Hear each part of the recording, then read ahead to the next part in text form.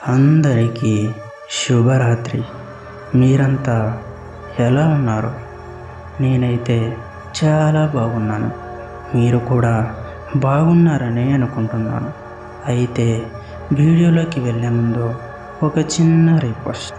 మన వీడియో నచ్చినట్లయితే చివరి వరకు చూసి మన వీడియోకి ఒక లైక్ ఇవ్వండి.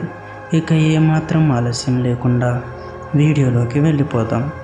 విజయవాడ నుండి విశాఖపట్నం వెళ్తున్న ఒక రైలు అర్ధరాత్రి బయలుదేరింది. రాత్రి 12 గంటలకు రైలు దట్టమైన అరణ్యాల మధ్య వెళ్తూ ఉంది. కిటికీ బయట కేవలం చీకటి, గాలికి ఊగుతున్న చెట్లు మాత్రమే కనిపించాయి. రైలు లోపల చాలామంది ప్రయాణికులు నిద్రలో మునిగిపోయారు. కానీ బోగీ చివరిలో ఒక ఖాళీ సీటు దగ్గర వింత వాసన వెదజల్లుతూ ఉండేది. అది గమనించిన సూర్య అనే యువకుడు ఆశ్చర్యపోయాడు. ఎందుకంటే ఆ వాసన రక్తం వాసనలా ఉంది. అతను పక్కన కూర్చున్న కండక్టర్ని అడిగాడు. కానీ కండక్టర్ నిశ్శబ్దంగా వేరే బోగీలోకి వెళ్ళిపోయాడు. సూర్యకి గుండెల్లో వణుకు మొదలైంది. ఇంతలో ఏమి జరిగిందో అని అనుకుంటూ కిటికీ బయటకి చూశాడు. ఒక్కసారిగా బయట చీకటిలో ఒక తెల్లని నీడ రైలు పక్కన పరిగెడుతున్నట్టు కనబడింది.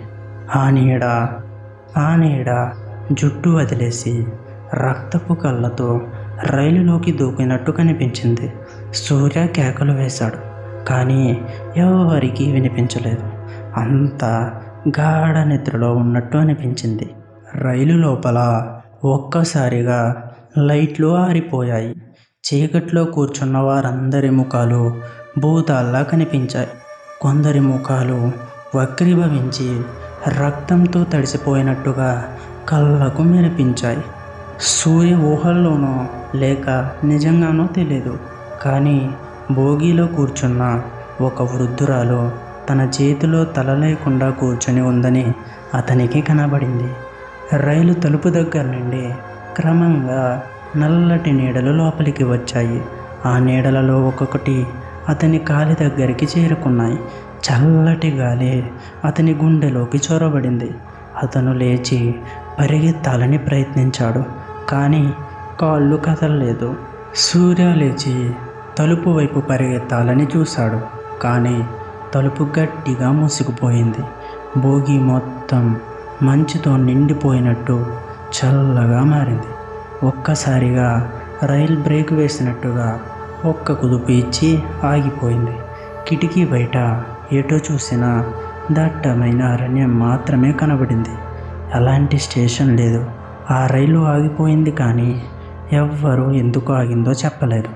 బోగి తలుపు దగ్గర నుండి ఒక తెల్లని చీరలో మహిళ నెమ్మదిగా లోపలికి నడుస్తూ వచ్చింది. ఆమె ముఖం సగం కరిగిపోయి రక్తంతో జారిపడుతూ ఉంది. ఆమె నోట నుండి దుర్వాసన వస్తుంది. ఆమె సూర్య వైపు చూసి భయంకరంగా నవ్వింది. ఇది చివరి ప్రయాణం, నువ్వు బయటికి వెళ్ళలేవు అని గట్టిగా చెప్పింది. ఆ శబ్దం బోగి అంతా దద్దరిల్లేలా మారింది. సూర్య పక్కన కూర్చున్న ప్రయాణికులు ఒక్కొక్కరుగా కళ్ళు తెరిచారు. కానీ వారు మనుషులు కాదు. వారి ముఖాలు రక్తంతో తడిసి కళ్ళు గుల్లగా ఉన్నాయి. ఒకరికి గొంతు కోసిన గాయం ఉంది. మరొకరికి తల తిరిగి ఉంది. వాళ్ళందరూ సూర్య వైపు తిరిగి చిరునవ్వులు నవ్వడం మొదలుపెట్టారు. ఆ క్షణంలో అతనికి శరీరం మొత్తం చెమటలతో తడిసిపోయింది. సూర్య కెమెరా తీసి రికార్డ్ చేయాలని చూశాడు. కెమెరా స్క్రీన్లో కనిపించింది మాత్రం వేరే దృశ్యం. బోగి లోపల రక్తపు నది ప్రవహిస్తోంది.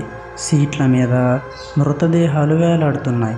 ఒక్కో ప్రయాణికుడు తలలేని శరీరంగా పడిపోయాడు. సూర్య కళ్ళ ముందు మాత్రం వారు బ్రతికే ఉన్నట్టుగా కనిపిస్తున్నారు. కానీ కెమెరా వాస్తవం చూపిస్తోంది. ఆ భూత మహిళ సూర్య దగ్గరికి వచ్చి అతని మెడ పట్టుకుంది. ఆమె చేతులు మంచు ముక్కల్లా చల్లగా ఉన్నాయి. ఎందుకు వచ్చావు? నా ఆత్మను ఎందుకు కలచావు అని కేక వేసింది. సూర్య ఊపిరి ఆగిపోతున్నట్టుగా అనిపించింది.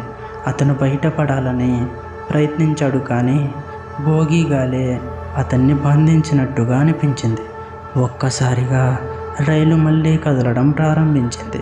కానీ ఆ శబ్దం రైలు చక్రాల శబ్దం కాదు. అది వందల మంది ఒకేసారి కేకలు వేసినట్టుగా ఉంది. భోగి గోడల మీద రక్తపు చేతి ముద్రలు పడుతున్నాయి. కిటికీ బయట ఆత్మలు రైలుతో పాటు పరిగెడుతున్నాయి. ఒక్కో ఆత్మ ముఖం రక్తంతో ముంచబడి కళ్ళు గుల్లగా ఉన్నాయి. సూర్య తన సీటులో కూర్చొని వణికిపోయాడు. భోగిలోని ప్రయాణికులు ఒక్కొక్కరుగా అతని దగ్గరికి వచ్చి మాతోరా అని గుసగుసలాడారు. వారి చేతులు మంచు లాంటివి. సూర్య నోరు తెరిచి కేక వేశాడు, కానీ శబ్దం బయటికి రాలేదు. అతడి గొంతు బంధించబడినట్టుగా అనిపించింది. ఆ భూత మహిళ ఒక్కసారిగా తన పొడవాటి జుట్టుతో అతన్ని చుట్టేసింది. ఆ జుట్టు బిగుతుగా బిగుసుకుని అతన్ని కదలకుండా చేసింది. సూర్య కళ్ళ ముందు రక్తపు కాంతులు తిరుగుతున్నాయి. ఒక్కసారిగా అతని శరీరం కిటికీ బయటికి లాగబడుతున్నట్టుగా అనిపించింది. కానీ కిటికీ గాజు పగల్లేదు. ఆత్మలే అతన్ని గాజు గుండా బయటికి లాగుతున్నాయి. బయట అరణ్యంలో వందలాది ఆత్మలు అతని కోసం వేచి ఉన్నాయి. వారి కళ్ళు ఎర్రగా మెరుస్తున్నాయి. వారు కేకలు వేస్తూ అతన్ని స్వాగతిస్తున్నారు. ఒక్కసారిగా ఆ భూత మహిళ నవ్వి, ఇప్పటి నుండి నువ్వు మావాడివే అని గట్టిగా చెప్పింది. సూర్య గుండె ఒక్కసారిగా ఆగిపోయినట్టుగా అనిపించింది. రైలు ఒక్కసారిగా స్టేషన్లో ఆగింది. ఉదయం 5 గంటలైంది. కొత్త ప్రయాణికులు ఎక్కారు. భోగి మొత్తం సాధారణంగానే ఉంది. ఎక్కడ రక్తపు మచ్చలు లేవు, ఎక్కడ ఆత్మలు లేవు. కానీ చివరి సీట్లో సూర్య కనిపించలేదు. అతని సామాన్లు మాత్రం అక్కడే పడి ఉన్నాయి. కండక్టర్ వచ్చి భోగిని పరిశీలించాడు. అతను ప్రయాణికులతో, ఇక్కడ ఒక యువకుడు ఉన్నాడు, ఎక్కడికి పోయాడు అని అడిగాడు. కానీ ఎవ్వరూ అతన్ని చూడలేదని చెప్పారు. కండక్టర్ చల్లగా నవ్వి నెమ్మదిగా గుసగుసలాడాడు, ఇంకో ఆత్మ వచ్చింది అని. ఆ రోజు నుంచి ప్రతి రాత్రి ఆ రైలులో ఒక కొత్త ప్రయాణికుడు మాయమవుతూనే ఉన్నాడు. ఎవరికి కారణం అర్థం కాలేదు. కానీ పాత ప్రయాణికులు చెబుతారు, ఆ రైలు అర్ధరాత్రి అరణ్య ప్రాంతంలోకి వెళ్ళినప్పుడు మృతుల ఆత్మలు కొత్త వారిని లాక్కుపోతాయని. ఇప్పటికీ ఆ రైలు నడుస్తూనే ఉంది, కానీ దానిని ఎక్కే ధైర్యం ఎవ్వరికీ లేదు. ఎందుకంటే అది అర్ధరాత్రి రైలు.